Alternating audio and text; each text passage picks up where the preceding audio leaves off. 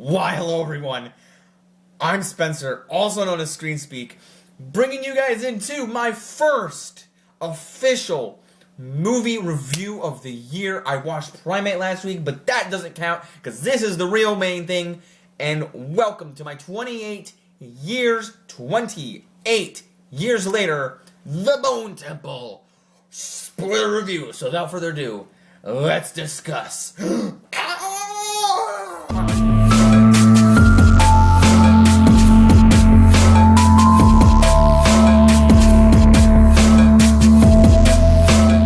Alright guys, I cannot believe I'm sitting here today talking about this movie to you on, what day is it? Let me just double check real quick. Oh yeah, that's right. Saturday, January the 17th. And it's miraculous. I have to come right now and say it. 2026 is going to be the best year, one of the best years in cinema history of my lifetime. Okay? Let me just get that clear. Now, I know we had 2018, I know we had 2019, and those are great years, but mostly for the comic book genre.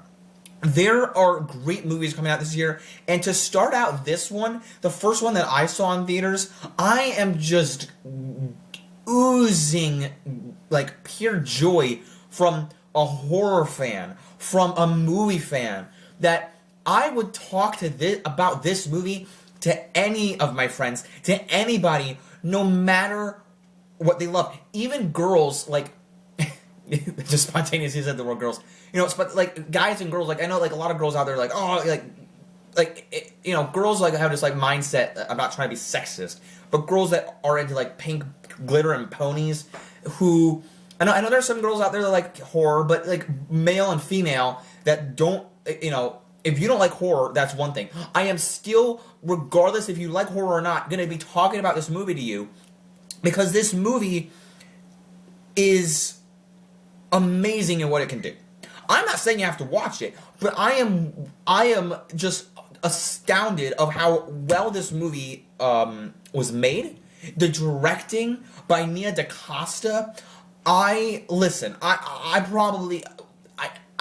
done something stupid. I tried to watch Candyman. It didn't seem for me. Like, I watched the trailer and went, alright, I don't know. And maybe it's great. I think I've heard good reviews about it. But that's besides the point. The Marvels, I actually enjoy the Marvels for what it is, but as a directing by Nia DaCosta, I don't personally see it, and I think many of you agree. But my God, the directing that went into this, I want to see more from Nia DaCosta.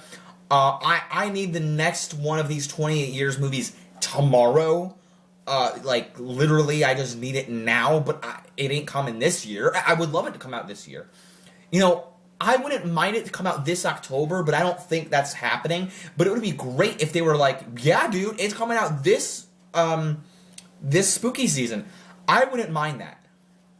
But I don't think it's coming out this year. I think we'll have to wait till 2027. But my God, I'm oozing all over. So, with that mindset in, how was the actual movie? Well, like I said, I loved it. I'll get into my actual rating at the end of this video, but, like, my goodness. So, there's a couple of nitpicks I have with the movie, although I loved it a lot. And can I just address this right off the bat? So, are we just kind of ignoring Spike's family? Or what I hope is, and I'll talk about, like, how I feel about the end of this movie in just a few, but I'm hoping that based off the ending of this film, how this film concludes / ends, you know, like, ends this story and then sets off into our next film, I'm really hoping that we continue Spike's journey with his family. Because, you know, I think the main, and again, I saw this, I assume that other people will take it this way, because I heard so many good things, because I was thinking, like, oh, this is just going to be a throwaway mid-movie if they're putting it out in January. That doesn't seem good. And then I saw the review, like, high reviews. Like, I remember when it was, like, Weapons before I went to see Weapons last year, and I was like, oh, okay, how good is this Weapons movie going to be? I saw the great reviews, and I'm like, I gotta go now. I was already going to see this movie, but then when I heard the good reviews, and I'm like, okay, I better actually go now. This isn't going to be that bad, right? And it's so good. And there's great use of jokes and comedy in this one more so. There's great, the gore is great, and I just think this tops the notch, ups the gore factor. I mean, not ups it, but like just takes it up a notch from the last movie. But like I was saying, I just hope that Spike's family comes back into the fold, because like this story felt, we're continuing from the last movie, and where people, I haven't heard any complaints about this movie, but where people didn't like the Jimmies, I didn't have an issue with the ending of the last one at all, because I think it, from the opening scene of the first 28 years later, where it came full circle with Jimmy back, if we didn't have that opening scene at the church, and then we just had these random characters jumping in, like, floop, floop, flip, flip, ooh, come on, Spider-Man, do a flip, and then we see the Jimmies out of nowhere, that would have been very bizarre. But I think since then he said, hey, he's Jimmy, and then we had that full circle moment from the beginning, cold opening, very perfect, and I adore the first one. But this one, getting more of that Jimmy story is beautiful, and I love Erin Kellyman in this movie. She is a great addition. If you don't know, she's had some conflicting roles. I have only seen her in 2 things, and I think everyone has. I don't know much of her filmography besides the 2 things she's been in. One, and she's a great redhead, by the way. I love redheads. I'm a 1 too, so there you go.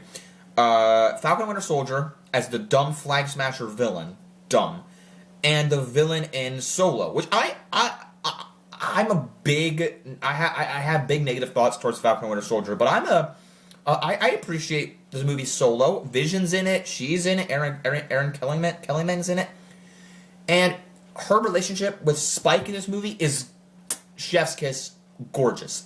Just a great performance, and I can't wait to see both of them again in the next movie. Now, Jack O'Connell, who we just saw in Sinners, again, my favorite movie of 2025. It's going to get some Oscar love. And what's his face? Michael B. Jordan is nominated for the lead in that movie, the 2 leads, because he plays twins. Jack O'Connell's not nominated for anything. It's unfortunate, but in this movie, my God, Jack O'Connell and Ralph Fiennes, who plays Voldemort. He's in a bunch of Wes Anderson movies. They're the 2 leads in this right underneath those 2 are Alfie Williams, who plays Spike, and Erin Kellyman. Dude, Ralph Fiennes and Jack O'Connell, like, conversing with each other is gorgeous. The dialogue in this movie is peak cinema gorgeous. I cannot stress enough how me in the theater, the guy next to me was laughing, not like because of how well the jokes and the conversation between, and how Ralph Fiennes' character Ian takes care of Samson and his arc too, this affected arc, and again the Jimmies sometimes are silly, but they're terrible people, and then this religious aspect, it all just comes into the fold in a very tight-knit way. And this made me think back to the other ones, like the original one and even the second one. Because I think the second one, if I'm not mistaken, was, I think, a different director. Excuse me, I just choked on my own saliva. I'm not cutting that out because that's a genuine experience. How I'm feeling at the moment. Whoa, I'm amped up. But the second one, if I'm not mistaken, was a different director. I think Danny Boyle was still an executive producer. But it still felt like that world from when Days Later, they all feel the same world and connected, and, my God, I have so many thoughts, but they feel like the same world and connected with different characters. But this one, again, I think what they're trying to do, and I'm hoping that they do this one feels like still feels like the same world. We get Ralph Fiennes' character from the first Years Later, but not only that, we get the Jimmies, which adds a different dynamic.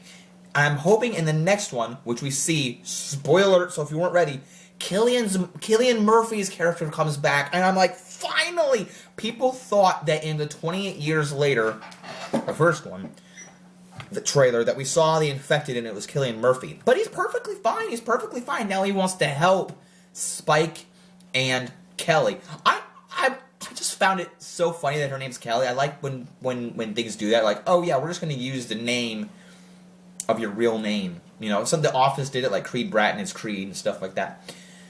So Aaron Kellyman is like, yeah, my name's Kelly, to Spike. So now they've bonded, and they go find, well, they're running from infected, and then Cillian Murphy's like, oh, there's 2 people down there, let's help them. And that's the end of the movie. And as the ending of the movie happens, you hear the main theme, so to speak, go so good. And Ray Fiennes does this great Iron Maiden, like he's trying to portray the devil, and it's this sick rock song. It's so heavy metal, and I loved it. I loved it so much. And I just love the end theme of this movie.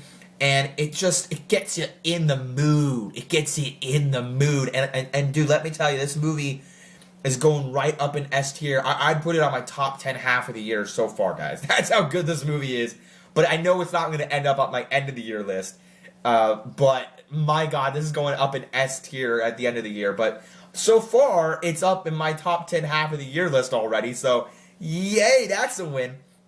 But so much goodness slathered across this movie. I loved it across the board.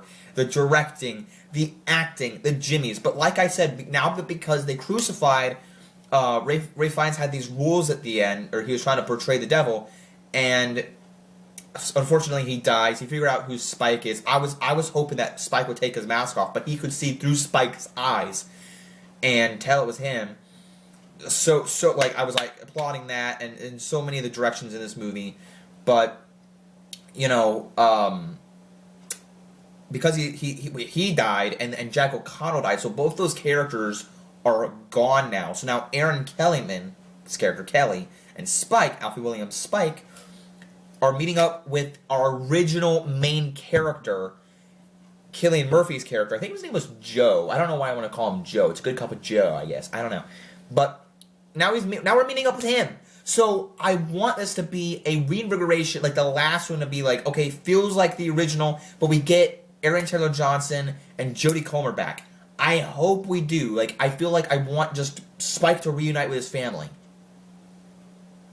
I don't know. I don't know what's happening, but that ending was miraculously good. The whole movie was amazing. And for the January 16th release, and I saw this on the 17th, but no less. I can't believe how good it was. And I can't wait to see Sam Raimi's movie, Send Help, on January 30th. I'll be watching that. So, I mean, I don't have as high hopes, but I love Sam Raimi as a director. But this movie was a great movie to start out with this year. I'm giving it, gosh darn it, I gotta give this a 5 out of 5. I'll give this a 4.5 stars on Letterboxd.